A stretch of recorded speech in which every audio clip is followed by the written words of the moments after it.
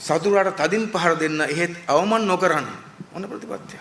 අවමන් කරන එක වැරදි. ඒක වැරදි. අපහාස කරන එක වැරදි. මන්දක සජිත් ප්‍රේමදාසගේ නංගි පව් අප්පයි පවුල නම් 70 කට්ටකුත් ගහනවා ගිහිල්ලා. දැක්කද? තව මන් දැක්ක අම්මා කෙනෙක් අල්ලගෙන සාරිය අඳිනවා. මට නම් ඇත්තට මේ පව් කියන්න හොඳ නෑ. මොකක් හරි පවුල ගැන හිතුණා. නැත්නම් මෙහෙම විකාර කරයිද? අපහාස අවමන් කියලා කියන්නේ විවේචන කිරීමට තරම් සාධක තොරතුරු නැතුණාට පස්සේ කරන දේවල් අවමන් කරන්නේම දුර්වලයෝ. දැක නේද? අවමන් කරන්නේම දුර්වලයෝ. දැන් ওই දුර්වලයෝ කවුද?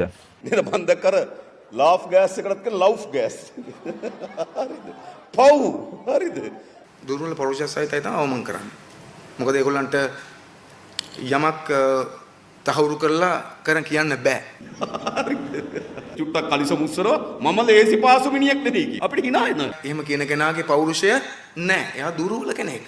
ශක්තිමත් මිනිහෙක් කවදාකවත් කෙනෙක්ගේ ශරීර ලක්ෂණ කතා කරන්න එයා කතා කරන්නේ එයා කරපු වැඩවල හොඳ හෝ නරක.